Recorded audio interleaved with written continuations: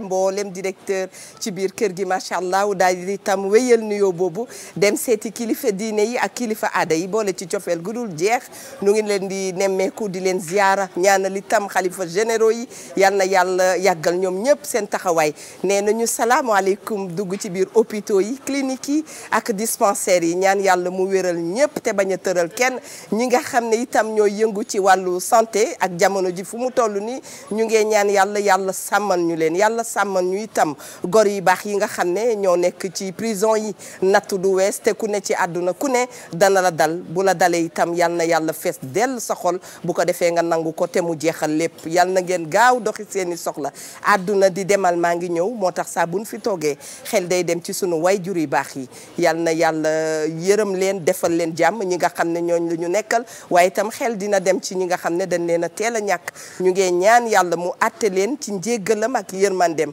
suñu waxee loolu suñuy wasila dañ ciy bokk ni ma ko waxee rek suñuy wayjur suñuy soppe yal na yàlla yërëm leen bu baax a baax ci barke sang bu tedd bi sallallahu alayhi wa sallam wareef nag dafay émission bi nga xam ne waxaat nee nañu dafay defar xam ngeen ne lu jëm ci thème boo xam ne dafay yëngu ci société dafay dee am ci société dafa soxal loolu wareef ba tax na ñuy waxtaanee état civil soxna Linguère mi ngi fi toog Ndoye Bane toog fi waaye itam ki nga xam ne mooy Madiop bi tey moom itam toog fi mbir rek gën a indi ay leeral soxna Linguère maa ngi lay nuyu bu baax a baax maa ngi lay fay bu baax a baax di la delloo ziar. ba bokk woon ci ñi doon sànni xeer démb. mënoo caa bokk man nag xam nga li ma kii daa yombul ndax man damaa fóot sama dunq ba pare tëmbal ko ci bërigo eau de javel. wallaay di gonek bawal moo tax man bu timis jotee. damay wut fu ma lemu. waaw te dañ doon wax ne reer tëddi. mooy wàllu reer doxi ay ca jox daal la kàddu gi bismillah. sama maam daan wax tànk bu taw a toog dina dëgg lu ndox du raxas.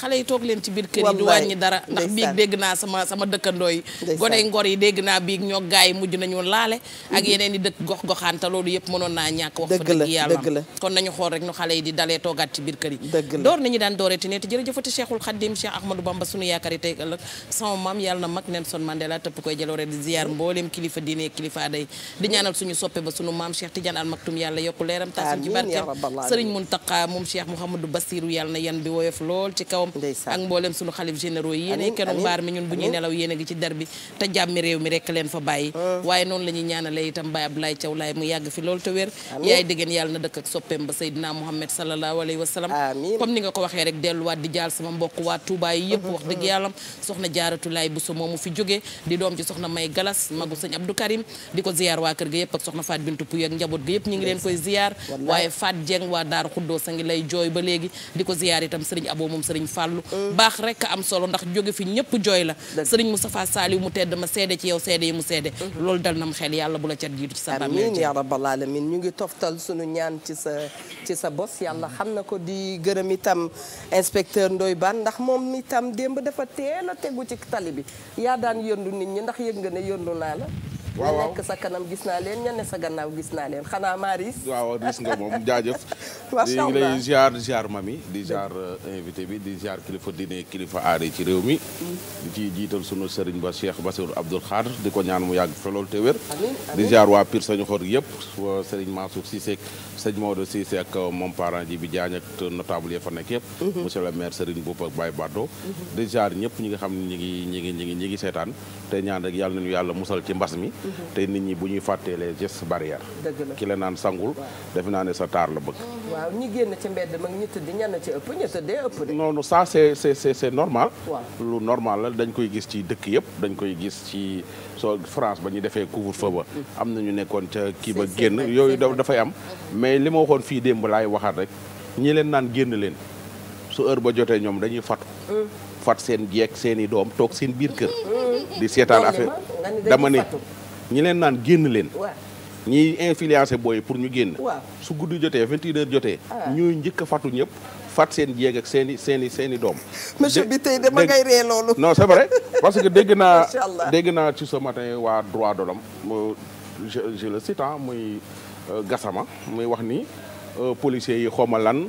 ku ci laal booy yi xam nga leen droit de l'homme gis nga droit de l'homme ñu waa droit de l'homme ñoom seen bopp su 21h jotee dañuy fatu ñoom fat seen i doom discours bi ma doon xaar ci Seydou Gassana mooy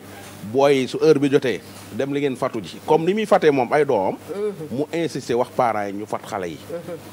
pas di wax loo xam ne day may fit xale yi pour ñu jàmmal ak policiers yi.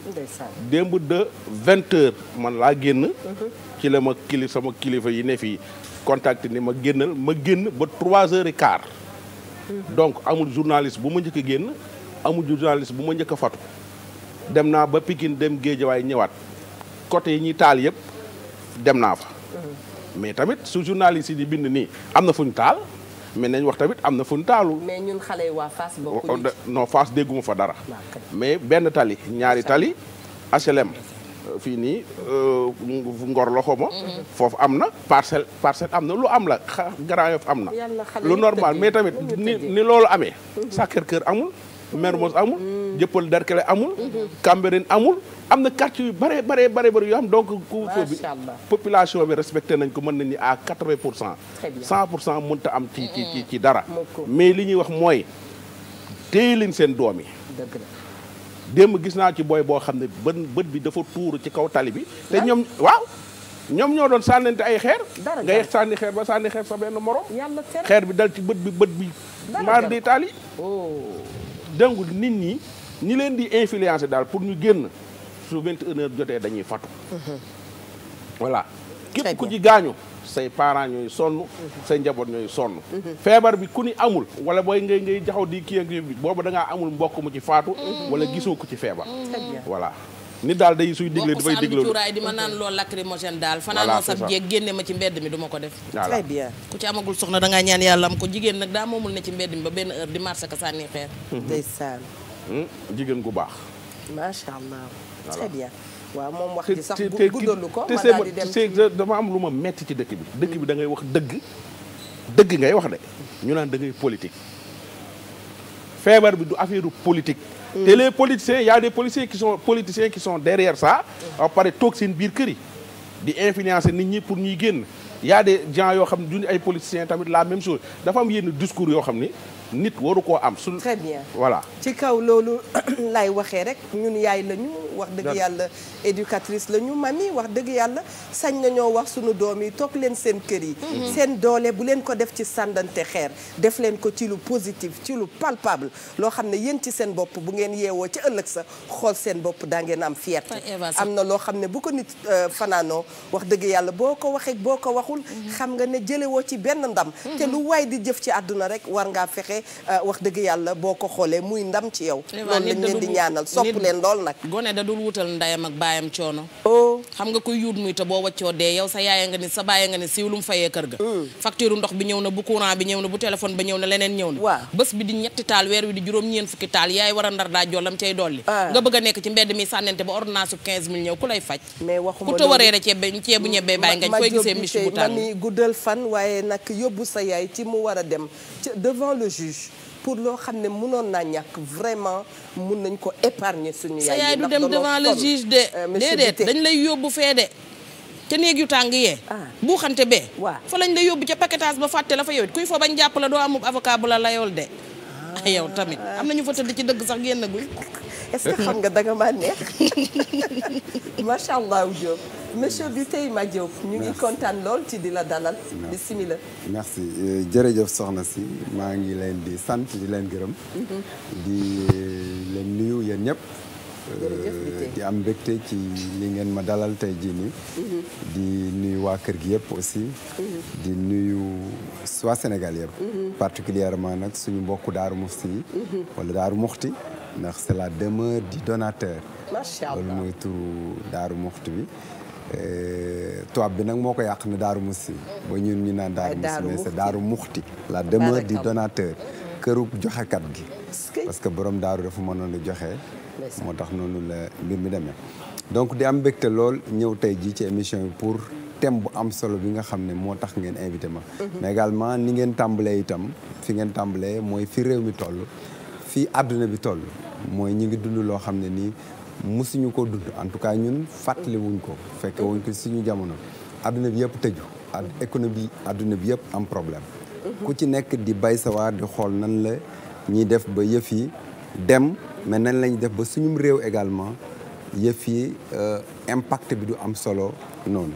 je pense que ci loolu le président de la République di jëlee yenn mesures yi. ñu nekk ci ba Sénégal nekk exemple à un moment donné. ñu demaat nag comme ni mu jógee ci yeneen réew yi aussi même si constaté nañ ne nit ñi bàyyeeku nañ mais ni mu jógee ci yeneen réew yi noonu la jóge waate biir Sénégal donc comme nañ defoon bu njëkk aussi noonu lañ war a defaat amélioré waat ko pour jël ay mesures yoo xam dina tax Sénégal yëpp ànd ci mais fexe ba yëf yi jóge fi parce que bu ci nit ñi àndul du mën a dem ensuite il faut que ñu arrêté mbirum politique ci yëf yi damay wax ak ñenn ñi mën naan leen xanaa su dee politique suñu Sénégal gi lañ mën a wax mais adduna bi yëpp mënoo wax politique la ñuy def wala nga dégg léeg-léeg kenn mu ne la non dañuy xeex suñu diine mais bu dee suñu diine la ñuy xeex yeneen diine itam même problème bi ñu am la ñu am mais tu comprends pas lan moo tax ñenn ñi di doxalee ni ñuy doxale beneen bi mooy ndaw ñi aussi nga xam ne ñoom ñoo waroon a gën a mën a xalaata protéger seen i waajur parce que bu fekkee ne ñun ndaw ñi yàlla suturaal nañu ba suñu feebar bi duggoon yàlla ba mu ñu dugg itam mën nañ ab capacité résister ko même si ci données yu bees yi xale yu bari affaire bi mi ngi leen dal te ñu ngi ci am ay ndaw yoo xam ñu ngi génn àdduna itam loolu itam baax na nit ñi xam ne mi ngi sonal mag ñi parce que ndaw moo ëpp doole mag mais itam ndaw ñi aussi ñoo ngi dund lu métti ci mi donc bu loolu amee ma bëgg samay waajur dund gu yàgg war na maa def lépp ba du ma def lenn loo xam ne nii day tax ñoom day wàññi seen dund wala day wàññi seen liggéey wala lu mën a doon parce que léeg-léeg mën ne nit ki yow kan mooy joxe dépense sa kër nga ne man la mais boo tëddee fukki fan ak juróom kan mooy joxe dépense parce que da nga naan ko wutal masque mu ne la non aw ma njëgu masque nga ne ko masque 100 francs lay jël mu ne la aw ma mu ne kenn mooy joxe dépense mu ne man ma ne ko mais soo tëddee kat mooy joxe dépense pendant 15 jours kenn du joxe dépense donc 100 francs ya ngay wàññi kon ci dépense ba wàññi ko ci nga jënd masque au moins nga protéger sa bopp mais malheureusement doo mën a comprendre lan moo tax ñenn ñi di doxale ni ñuy doxee en parlant de ndaw yooyu vas-y Ndoye Bane y a des ndaw yu nekk ci mouvement hip hop bi ñoo xam ne ñi ngi tëdd jamono ji bokk ci ñi ñuy lim ay nit yu ñu xam ci cas yi nga xam ne ñi ngi moo am diggante démb ak tey ay nit yu ñu xam di ay ndaw ñi ngi tëdd bokk ci liste bi ñu mën a xam suñ ko su leen tuddoon fii tey li nga kii ña nekkoon fee doon marche bu yàggu xaw ma marche xaw ma sitting place de l'Obélisque am na ñu fa nekk ñu fa ñoo xam ne ña nga tëdd donc feebar bi jombul kenn yal na leen yàlla yëkkati non c'est vrai yal na leen yàlla yëkkati xam nga te lii ñuy wax du wax ñuy for ci mbedd wallaay wax ne jombul xam kenn nañ ko xam nga soo xoolee li muy wax ne jombul kenn soo xoolee ci àdduna bi ñi mu njëkk a dal ñu gis leen ay chef d'état lañ ay premier ministre lañ ay borom alal lañ ba mu ñëwee si suñu réew mi voilà xeebul kenn bàyyiwul kenn xamul kan lay épargne du ki am alal du ki ñàkk alal du ki am baat du ki am kilifa du ki nekk kilifa donc waaw yàlla nañu ci yàlla musal daal suturaal ñu ci daal jëlal ñu ko ci réew mi ak ci àdduna bi Amin Mangok ci loolu la ñuy tàmbalee seen émission jëmaat nag ci état civil du ñàkk sax liir ngeen ko au bas de l'écran waaye nag état civil moom xam ngeen ne bu ñu ko waxee rek mooy Eva Tra mooy Mamy Diop Ndoye Bane ak Biteye monsieur Biteye mi fi teew li ma bëgg a wax foofu mooy état civil mooy waral ñu xam la ràññee la kon boo kuy dund droit la ci yow devoir la ci yow xale bi nga xam ne dafay soog a juddu dafay yoon ci ay waajuram ñu dem déclarer ko ne xale boobu boo ko déclaré wulee bu màggee dana la mere ñaar naka am da nga mer wax ko wala nga mer noppi waale ko xale yi nañ leen dimbali parce que même ci école yi itam bi nu gëstoo gis nañ ne am na ñoo xam ne bac bii nga xam ne dañ ko war a passé du ñu am seen ay këyit loolu du lu jaadu naka la ñuy def ba système boobu bañ a am benn jiixi jaaxa ba système boobu doon lu net ba système boobu organisé wu ci loolu la ñuy waxtaanee waaye mënuñu organiser wu te jëmuñu ci digitalisation jëmuñu ci ñu jël yëf yi rendre ko informatique ba nga xam ne sunu noonu laa ko mën a waxee bu nu nee takk rek xam nit ki fan la féete mës naa dégg Ndoye Bane di wax ne ñi nga xam ne dañuy takk ka takkaat juróom fukki takk ñooñu tam buñ leen dugaloon ci système boobu xam nga ne dootuñu mën a naxaate wóor na ma ne Ndiaye lañu sant madame Ndoye maa ngi koy nuyu Ndeye Fat Ndiaye macha allah ca Italie soo demee ba Daaru Musti nga takk fam aaw waaw ñëw bu fit nga takk fam ñaareel fekk da ngaa signé Daaru Musti benn jabar soo takkee ñaareel pire fekk machine yi ñu informatiser ko ba pare synchroniser ko waaw soo takkee ñaareel soo ñëwee rek machine bi danaa la nga takk nga Daaru Musi. boo jàllee ci Maxa sama dëkk ba ñu wong la nga génn. c'est ça léegi. yow waa Kajoor nga kon. voilà c'est ça xam nga il est le maire de Daaru Musi. ah oui. ba pare di yëngu ci wàllum finance. wallaay ndeysaan. économie de la santé financement de la santé. waaw de la santé. nga nekk maire Daaru Musi moom bon tey laa la mos a gis mais dégg naa ni daal ba nga ñëwee ca mairie ba. na nga fekkee woon état civil boo doyoon na waat mais fi mu nii da nga dem ba informatiser ko ba sa ay morom maire di roy ci yow daa boot lu bari fan nga jaar. merci loolu mooy sax laaj bi ma bëggoon laajte. ndax mairie yi commencé nañu di informatiser seen yëpp. far mu dugg foofu macha allah. oui jërëjëf Ndoye Bane yaakaar naa ne soxna si Eva question boobu am na solo lool. parce que dañuy wax ne les faits d'état civil dañ ko war a enregistrer. nit ki dafay juddu. dafay màgg am soxna dafay faatu. c'est vrai donc ñetti événement yooyu yëpp dañ ko war a enregistrer. bu juddoo war na am kayitu juddu.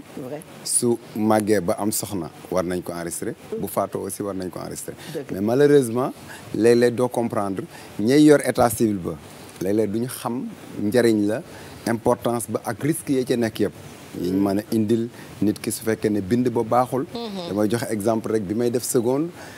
amoon naa benn prof boo xam ne nii xaj na bu ma waxee turu kooku du am problème mais. def ne agent état civil daf doon bind Mamadou. mais agent bi dafa compliqué nu muy bindee ba M bi comme K. bindu jargoñ yi voilà léegi U bi comme R. chaque fois bu waa ji masaan indi extrait bi donc. dañuy bind correctement parce que dañuy copier extrait bi. mais benn jour mu dem rek di wuti extrait amul yóbbuwul extrait bi mu joxe numéro bi. mais agent ba mu fa fekk ba mu ubbee Kamador la bind. parce que pour moom M bi K la. U ba aussi R la. donc Kamador boobu moo ko topp ba ci la am diplôme yi mu amee yëpp. bon même si entre temps mënoon nañ ko corriger par le juge parce que juge bi rek moo mën a corriger. mais il est resté Kamador waaw pour wax la ne mbind mi war nañu bind lu leer. dëgg la képp ku fa ñëw mën ko lire mais su fekkee ne mbind ba leerul keneen mën na ñëw bañ ko lire loolu mooy importance même informatique bi. parce que informatique moom benn façon bind la donc ku mën a ñëw dana xam ne lii K la. dana xam ne lii U la. mais su fekkee ne bind stylo la man na maa ñëw jàpp ne M bi N la wala ma jàpp ne la ne donc ñi ciy liggéey léeg-léeg duñu xam sax importance bi. ba mën nañoo def loo xam dañ koy tey léeg-léeg aussi ñu def loo xam ne nii duñ ko tey man maa ngi fàttaliku ba ñuy gën a nekk gone. amoon nañ benn officier la xaw ma lan. mais en tout cas suñu gox yooyu la dëkkoon. mais dégg naa da nga doon ñëw rek ne kayitu judd laa bëgg mu ubbi saak bi rek daal lay bindal kayit nga daal dem sa yoon. bi yàlla dogalee mu génn àdduna nag ñi amoon kayit ci moom yëpp kenn mënut a am kayit. parce que kayit boobu amul benn ndey. bokkul ci benn registre voilà amul benn registre gis nañu ñu doon liggéey ca mairie ba rek. tax ñuy jël table teg ko. ñu dem et boo ñëwee ñu bindal la kayit nga dem loolu aussi dinay am donc ñun bi ñu ñëwee ci état civil dañu ñëw la première chose mooy dañu fekk ne registre sax amul alors que dañ la wax ne su at mi door da nga war a wuti ay registres yoo xam ne nii dañ koy paraphé maanaam président tribunal ci boppam moo ci def signature am wane ne moom gis na registre bi boo demee nag ku juddu wala ku marié wala ku faatu nga mën ko inscrire ci registre maanaam registre de naissance wala de décès wala de mariage maintenant ñun dañ na ñëw nga ñëw août lañ ñëw wala septembre 2014 registre sax amul xale yi ñu fa déclaré yëpp ci ay feuilles lañ leen doon bind ci ay feuilles mu nekkoon un problème su inondé ñu perte su lakkee ñu perte voilà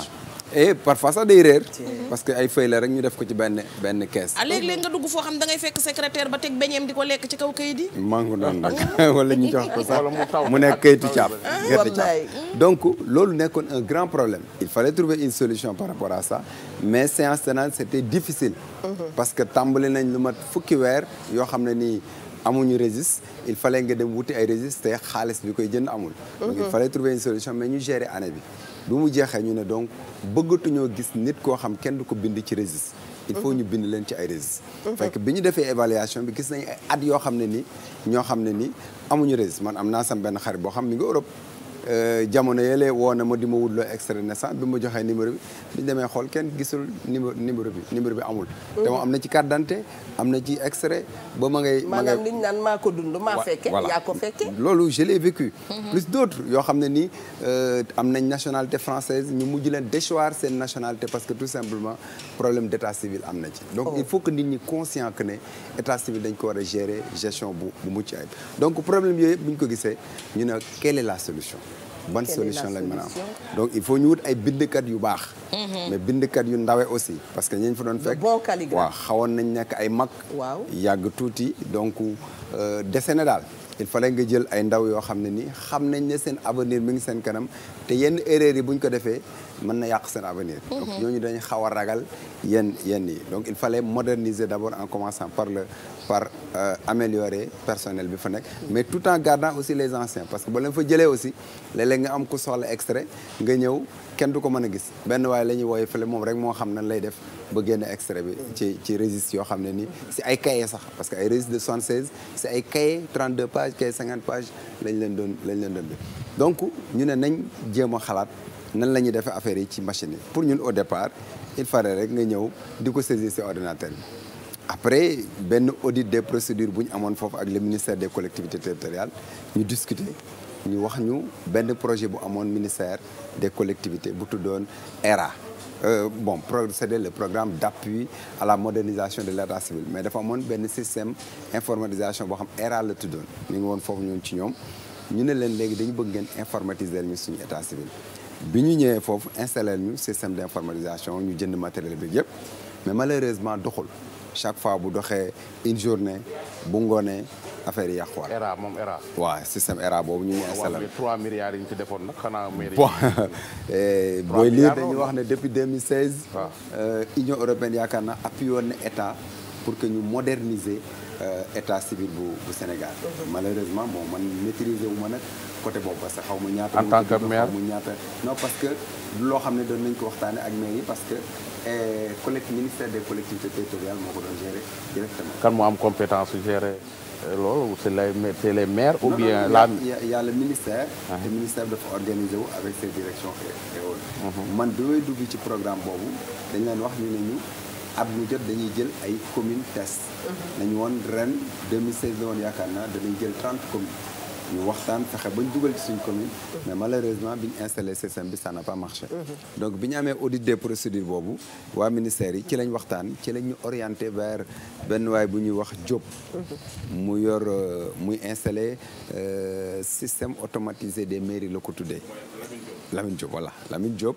ñu boole ñoo moom ne ñu kooku mën na leen aider parce que xam na état civil te mën na installer un bon système également ñu ñëw gis ko waxtaan ak moom mu ne loolu rek la bëggoon ku intéressé wu comme ça ñu ànd ak moom mu installer ñu formel ñu 3 agents après au fur et à mesure ñuy former maintenant bi ñu formé ba pare nag qu'est-ce qu'on a dit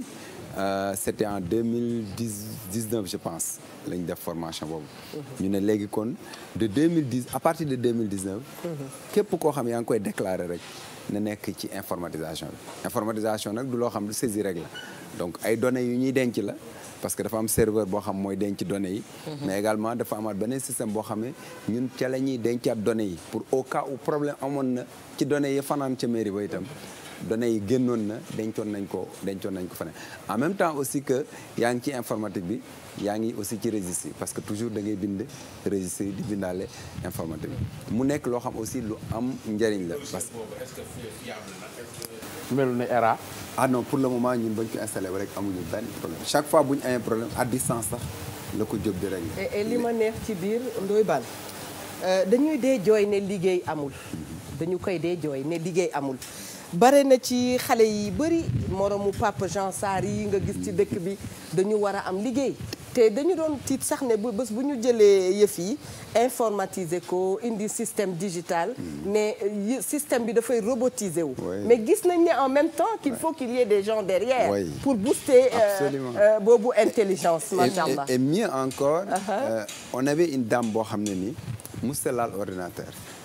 jàngoon na nag ci njàngu yu njëkkee ba dem ba terminal sax sunu xeet gi rek voilà mais xamutoon ordinateur donc bi mu ñëwee foofu di jàpp ci liggéey bi biñ naa ko maintenant nag dañuy waaji dem ci informatique kon de man moom bokkatuma ci liggéey bi waaw mais bi Diop ñëwee Diop nañu non y a pas de problème moom la woon ak beneen ASP boo xam moom itam ASP bi musta taal ordinateur dañ koy former bi ñu leen di former ASP bi musta taal ordinateur jour bi ñu leen di former xamul sax fan la ñuy taalee ordinateur mais ñu former leen en 3 jours aujourd'hui boo demee foofu noonu fekk leen fa ñoom ak ñeneen ñu nekkaat ci biir da ngay foog na ñoom yàgg nañ ci ordinateur alors que yàgguñu ci 3 jours lañ leen former dans la pratique ils sont formés machallah man yi wallaay monsieur bi tey ñi ngi am bébé sëriñ bi tey parce que xam nga ñun waa dëkk ba sëriñ bi lañ xam ak taalibe bi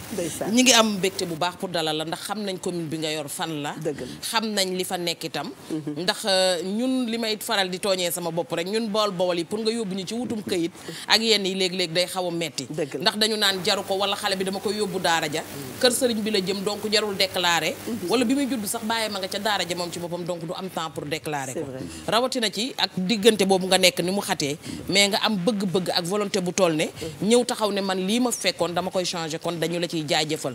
tey wax ñeneen ñi tamit nañu la xool ñu roy la ndax gis nga Eva nanga mënta am mënul nekk loo gisagul moo fi nekk dëgg mais mag lu mu nekk 24 heures di ca góorgóorlu yàlla wan ko ca bunt bu mu war a jaar ba dem dëgg te li may wax ci wareef waaw dama naan wareef dafa doy waar ndeke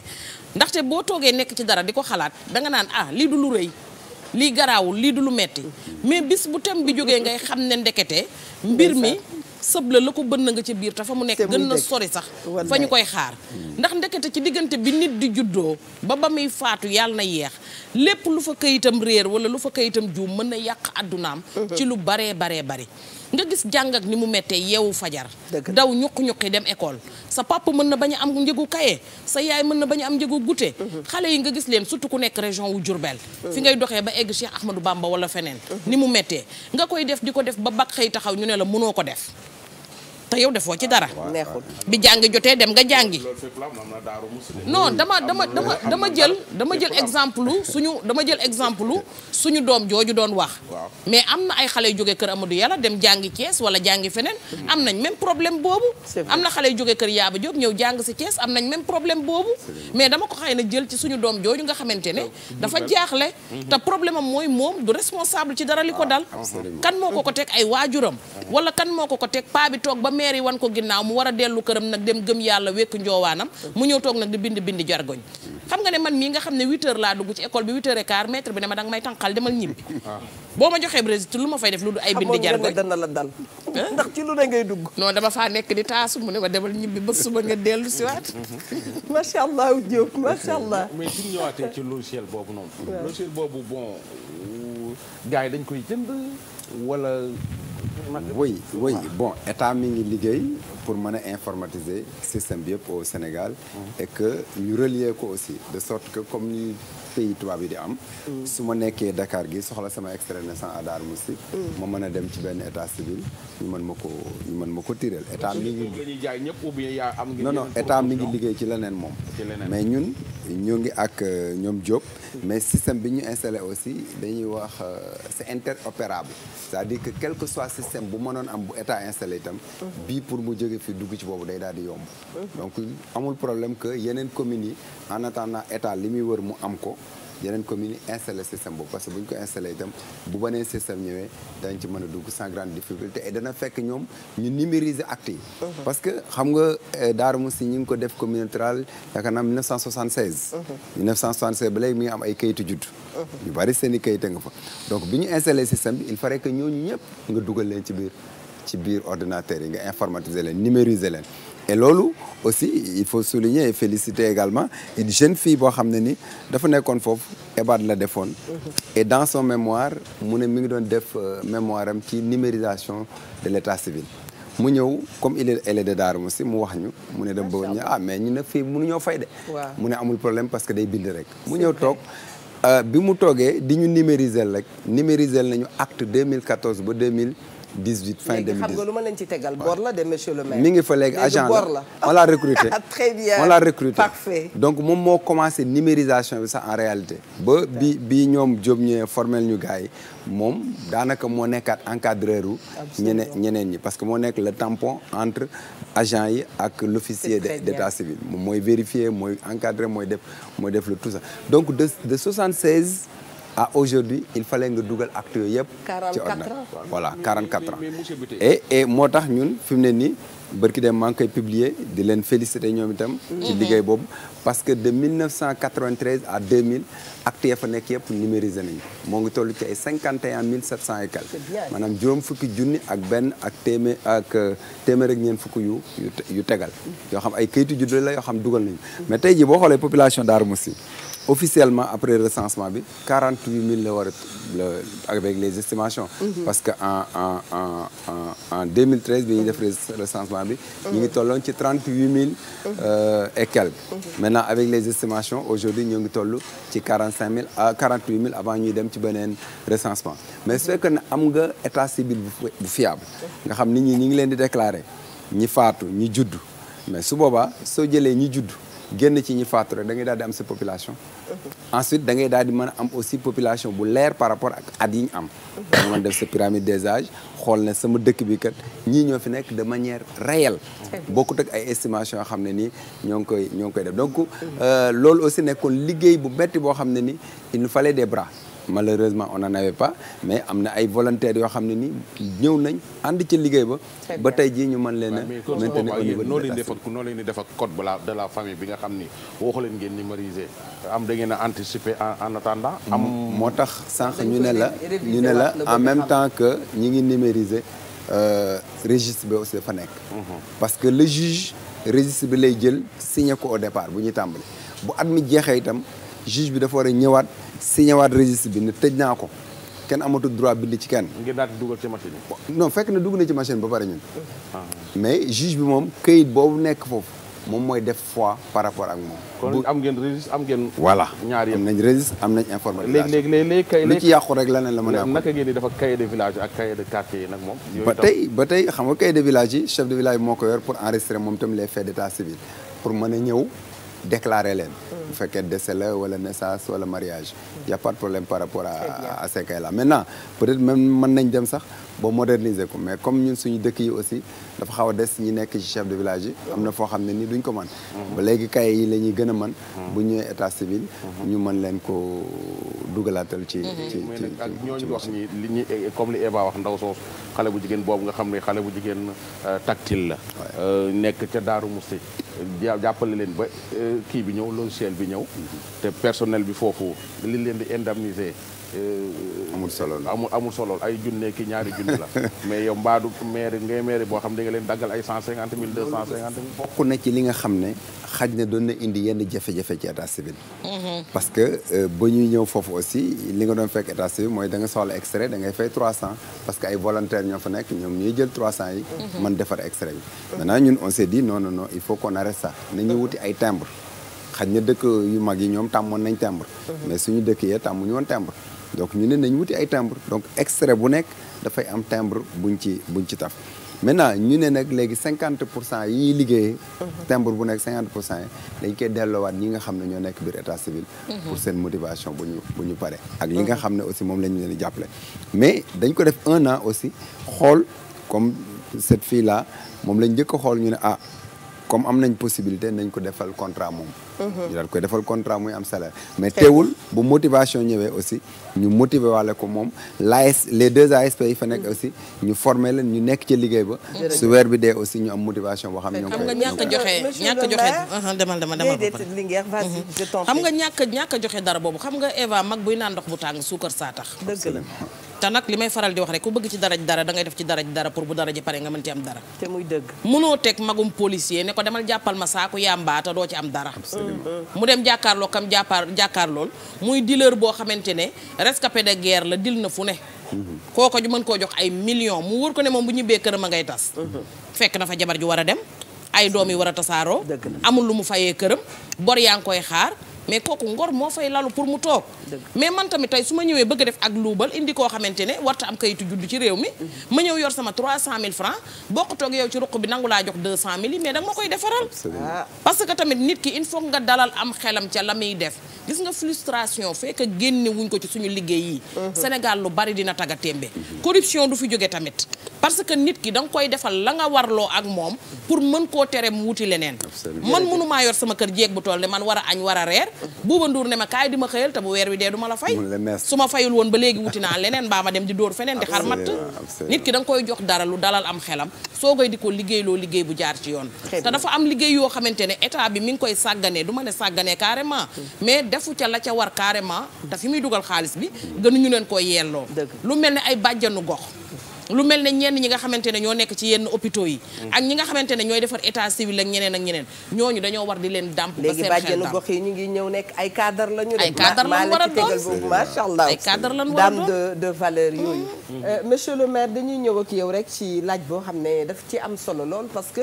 bu ñu waxee ci ñu réorganiser système état civil ni muy doxee daf ci am ñaari pàcc yu am solo ban politique ngeen lal pour que acteurs yi nga xam ne ñoo ci ne ñu gën leen a former gën leen a wax ne li ñu nekk nii mbir mu am solo la ba nga xam ne justice daf cay am yoon ak beneen politique lan ngeen di def rek ba sensibiliser population bi ñoom itam ñu xam ne lii du mbirum caaxaan. ok xam nga loolu fi mu tàmbalee mooy ki nga xam ne mooy officier d'état civil wala ki nga xam ne mooy maire bi xam problème yi xam importance état civil. dëgg la tout comme importance lépp ci mbirum commune ba wala ci mbirum mairie bi. mais su fekkee ne xamu ko rek am na place boo xam ne nii du ko jox donc loolu moo tax ñun bi ñu ñëwee ñu jàngat parce que man damay liggéey. mais bi ma nekkee maire également dama ne il faut ma jàng état civil lan moo ci nekk. bala may nommer un officier d'état civil. parce que il fallait ma xam lan moo nekk ci biir. ci laa nekk pendant 10 mois. man maa nekkoon officier d'état civil bi. c'est vrai que xawoon na metti parce que damay liggéey Ndakaaru mais alxames bu jot dama doon dem Darou Mouhty. pour mën a gérer état civil bi. bon léeg-léeg nga gis koo xam daan non maire affaire bi yéex na nangam ak nangam mais amutoon solo noonu sama objectif moo nekkoon jàng lii ma yor lan la. bala nga naan diw dégg naa la ko parce que li ñu doon constaté mooy dañuy fal maire yi rek ñu xëy suba ne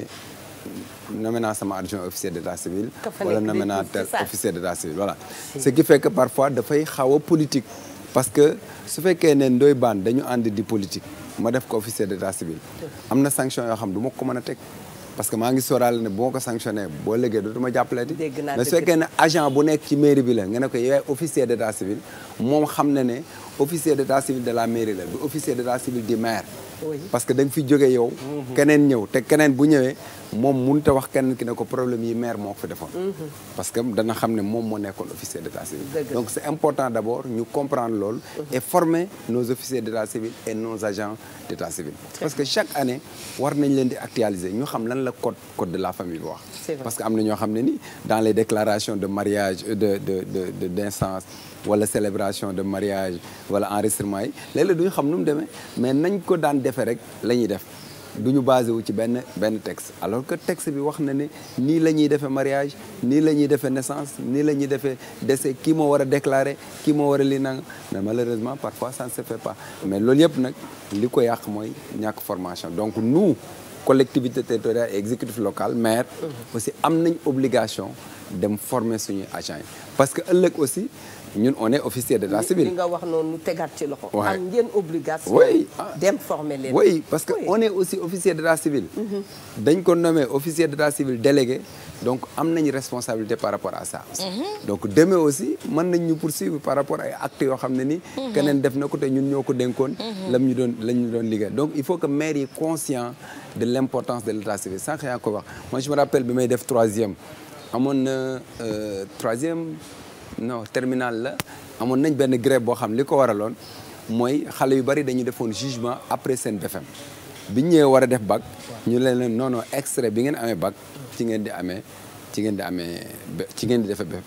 bi ngeen amee bac BFEM ci ngeen di defee bac loolu nekk lu logique également voilà nekk lu logique mais comme facilité amoon na ci wutub jugement donc ñu bari wuti woon jugement donc grève boobu yàggoon na moo tax ñun suñu bac ñi ngi ko def le 3 septembre 1997 moo tax bi ma gisee bac 97 ca Mbacké wala non à Kaolack lycée Valdiodio Ndiaye bi ma gisee ren ji examen yi dem ba septembre ça m'a rappelé suñu année de 1997 boobu donc pour wax ne suñu maire tam màggatul de machallah xaw nañ am nañ sikkim mais xale boo xam ni dafa juddu papaam décédé kooku naka lañ koy déclarer waaw loolu xam nga aussi code bi prévoir na nan la ñuy def pour déclarer xale yi nga xam ne déclaré wuñu leen avant au départ parce que code bi aussi dafa leer def na la déclaration bu normal mi ngi nekk dans les 6 premiers mois. xale bu juddoo rek si 6 premiers mois yi war nañ ko déclarer. su weesoo 6 premiers mois yi jëm ci 1 an bi dafay nekk une déclaration tardive. comme pour éviter bu weesoo 1 an bi nag léegi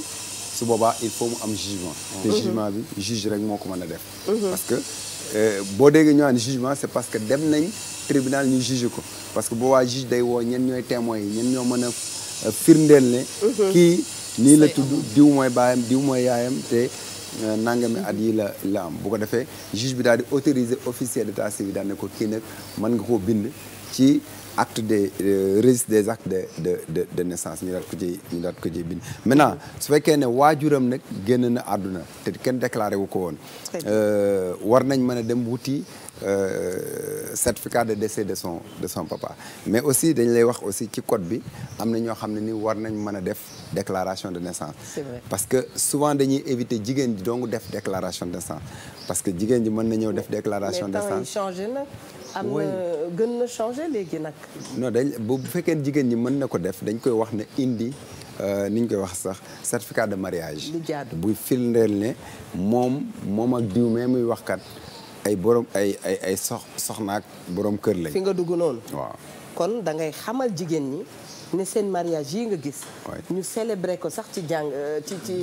jàkka. dafay yoon. ñu dem ca justice. nga xam ne ñu enregistré ko. moo tax ñun lu ci ëpp ci mariage Sénégal yi ay mariage yu enregistré la parce que dañ koy def ci jàkka ja wala ñu def ko ci église ba après ñëw ci officier d'état civil mais bu fekkoon ci officier d'état civil bi la njëkk mais comme suñu diine dafa ñu wax dem leen ngeen maye ci jàkka ja ci jàkka ja la ñuy dem mais officier d'état civil bi aussi dafa am lu ko yoon sant foofu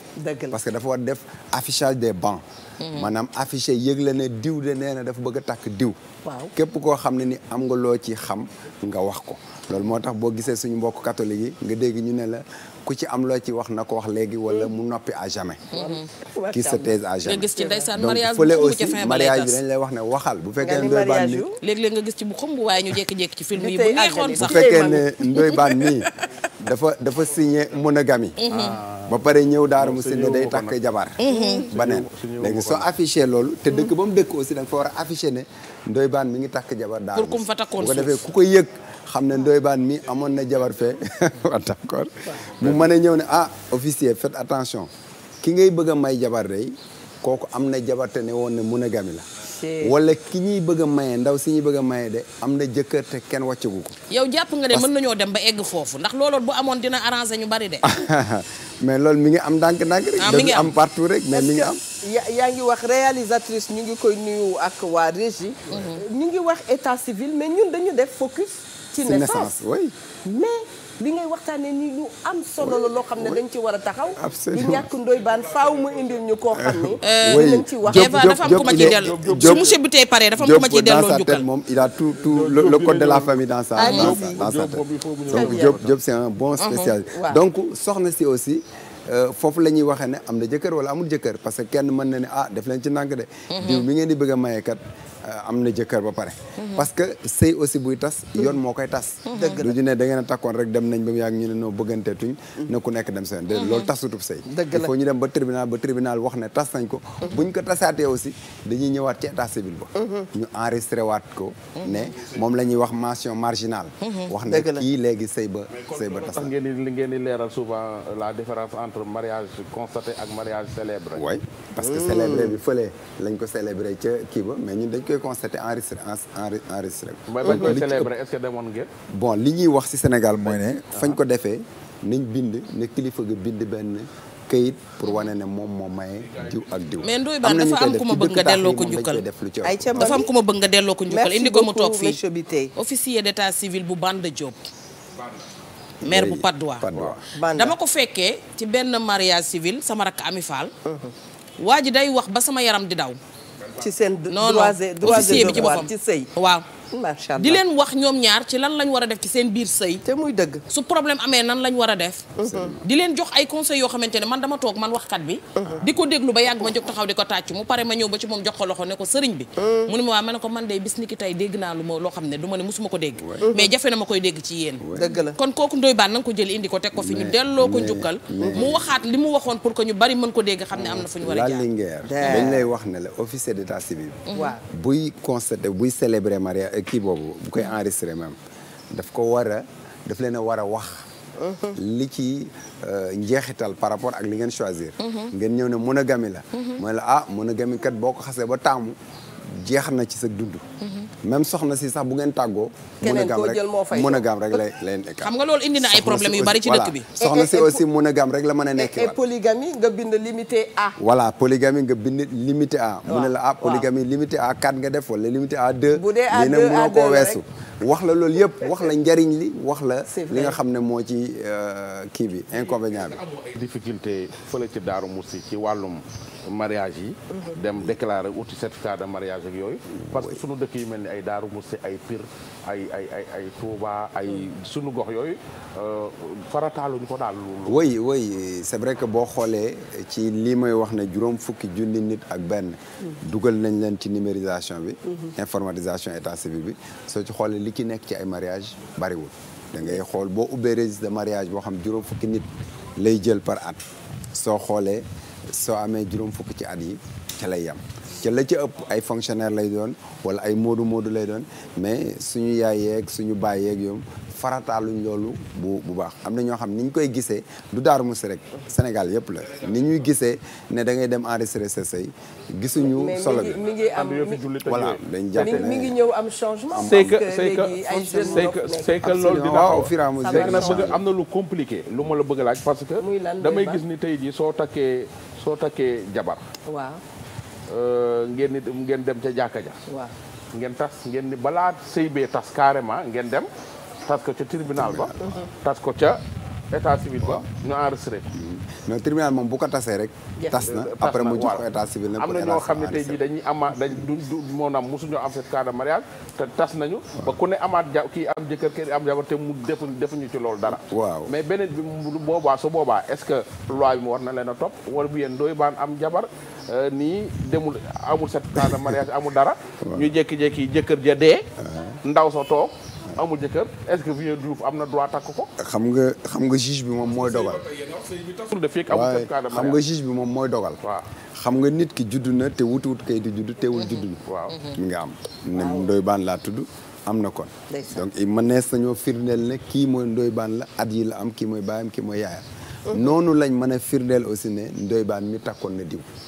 donc juge bi aussi moom mooy xool ci ni muy gëstoo ne kii est-ce que jabaru diw la woon wala déedéet moo tax ñu ne la mariage man ne sa ko constaté donc yaa nga takk fële ci jàkka jee ne foofu laa yam mais mariage am na tey jii nii bu kenn ci ñoom demoon tribunal dana xool mariage boobu noonu parce que bu amee ay témoins yoo xam ne wane nañ ne mariage boobu amoon na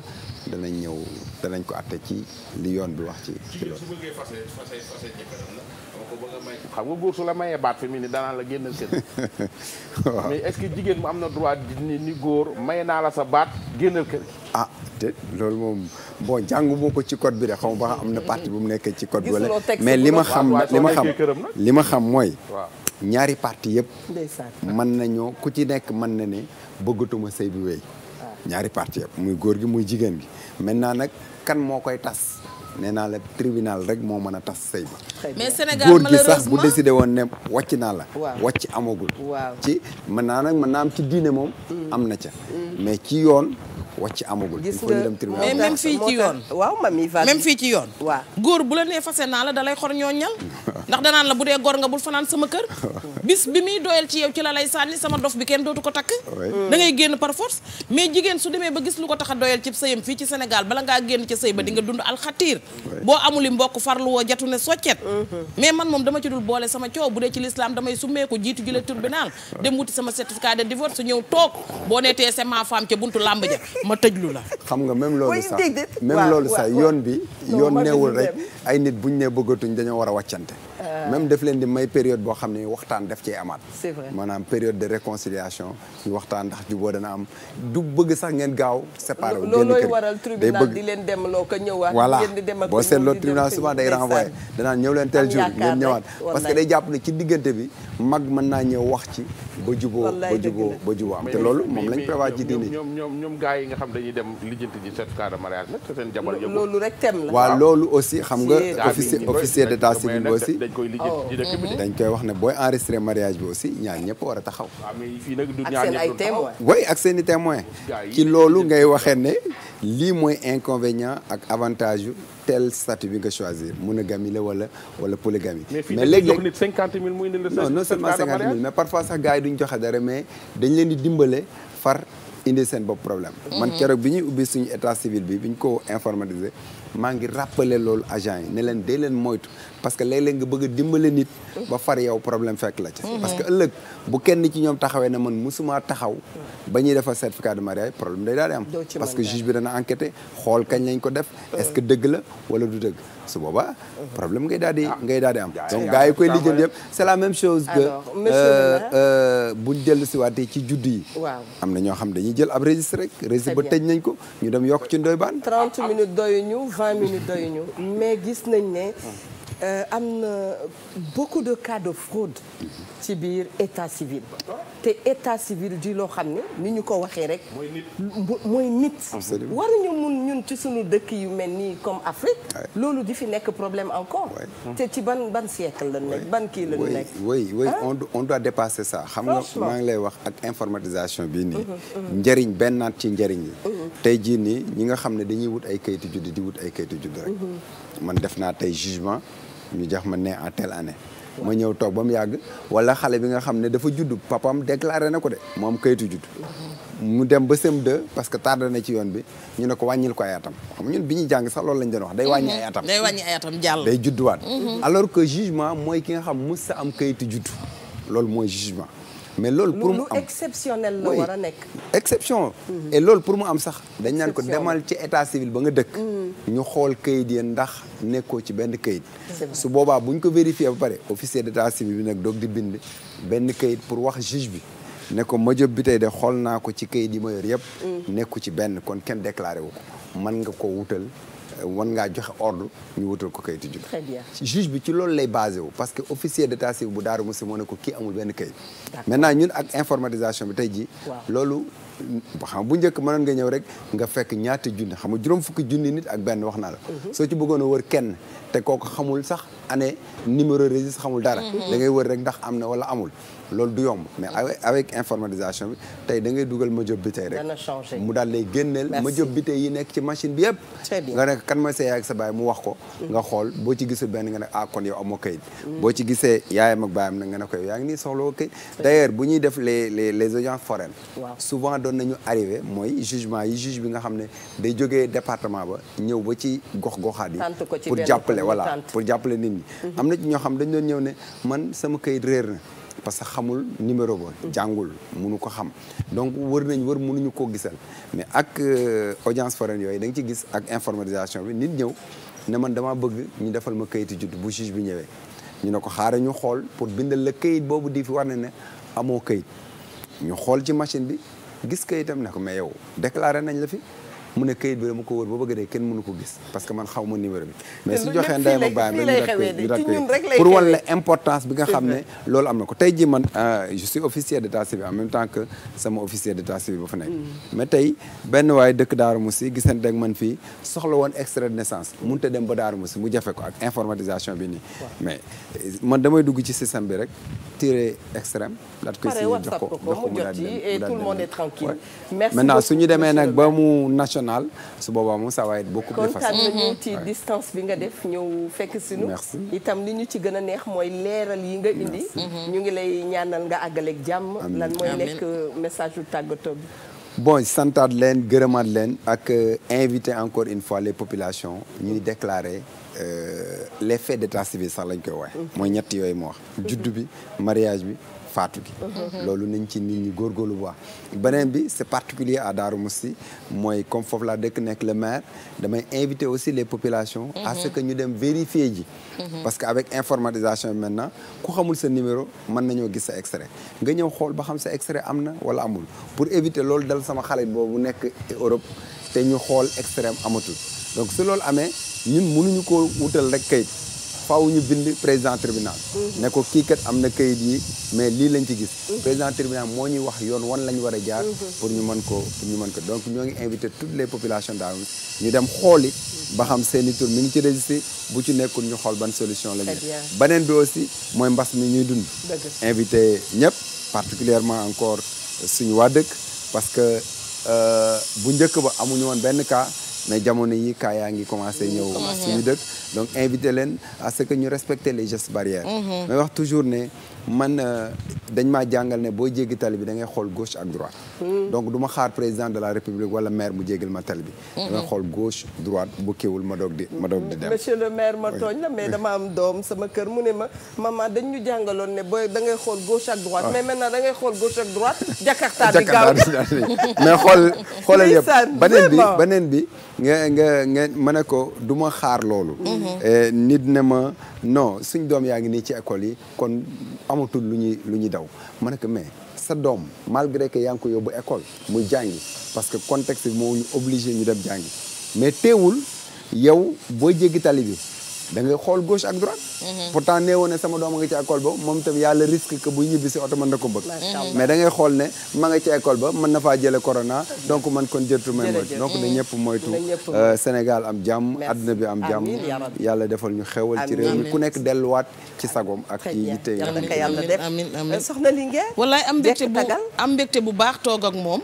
di ko ziyaaraat bu baax suñu waajuru fi jóge Sëriñ Abbas waaye di ñaanal xalifa bu bés bi itam mu toog ak jàmm ak salaam di ziyaar ak lu waa Daaru Musti yëpp sama xuloowaale bi jaañ fada sa nuyoo ngi noonu du tee après ñu raak maak yow Thierno Lo nuyu naa la waaye Fallou Galas Bey sama góoru bopp yow itam kenn du yow baara nuyul ma sa waajur yow itam foofu ci Daaru Musti di ziyaar waa Daaru Musti yëpp macha allah dama faa bari mbokk nag ndax Cheikh Awa Balla ak Modou Awa Balla Kumba Ñuul maam Jeng Warak Mbooj ma gilee barak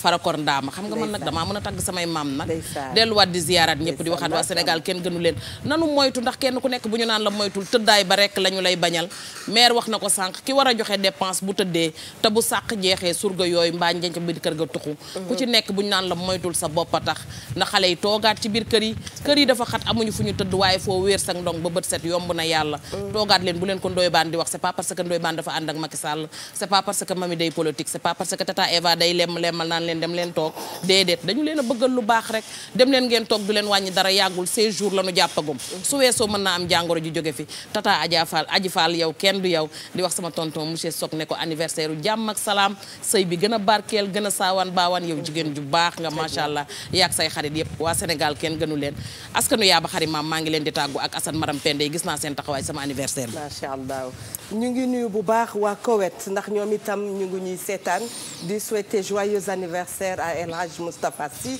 wallaay itam sunu xarit la di sunu soppe di ñaanal itam keneen koo xam ne yàggul dara dalal nañ ko ci sunu plateau muy Lassana Gagny Sakho ñu dégg ne tey li ñu ko dénkoon wax dëgg yàlla retiré nañ ko noonu laa koy waxee ndénkaane boo gis ci àdduna dañ ko mës a laaj te bu ñu ko laajee itam dañu lay ñaanal yàlla na nga strong nga yàlla sàmmal nu la ba nga jot leneen du ko xam ne ku ñu gisee la tous les jours mais liggéeyam moo ñu mayoon ñu jot a xamante ak moom loolu rek la kon ñu ngi koy seedeel mbaax di ko ñaanal yàlla defal ko jàmm yàlla ci yeneen dénkaane topp te ku ñu dénk ku ne na la leer ne bés dañ la ko mës a laaj boo koy delloo itam yàlla na doon noflaay ci yow te noppal la Ndoye Bane oui d'accord ñuy féliciter di encourager Lassana bu baax c'est vrai ndaxte vraiment liggéeykat la xam nañ ci dara wallaay ndeysaan ko falee ba di incha allah yeneen i place poste ñi ngi ñëw te yéene nañ ko di féliciter bu baax a baax monsieur Biteye di nuyu waa Daaru Musti c'est vrai ni leen da ngeen bàyyi xel tamit ci certificat de décès yi ndax da ngay gis ku mel ni mami ñëw indi carte d'identité pap ay jëkkëram ni kii dafa décédé ñu defal ko certificat de décès mu dem fayee ko pension ya dem fayee ko kii ba nu mu tuddati assurance la ak ñoom loolu dafa am de. waaw fayu ko lépp li nga xam ne loolu assurance bi fekk waajal ci dëkk bi du dund. su la dinaa la ci indi. très bien te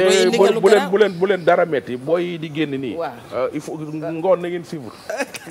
kon boog affaire à suivre ànd ak Ndoye Bane macha allah monsieur le maire jërëjëf. Eva Tra remercier na bijouterie Rotonde remercier bu baax a baax Bamana Couture waxuma sax pour modèle bu rafet bi waaye qualité cuub bi moo ma neex ndax cuub itam dafa am waaye cuub am kon Manti Traoré merci à toi et je remercie mon fils Abel pour le beau tatouage un élève 100% il est joignable au 77 229 07 15 77 229 07 15 Manti Traoré nag ca Bamana nekk ci 77 321 08 74 lu dul baax a ko gën yàlla nañu yàlla may dégg topp suturaal nu te teg ñu rek ci yoonu njub Miya Ndour ak équipe am jërëjëf ñu leen di jox rendez-vous incha allah altine toujours ak seen télévision bi leen gënal.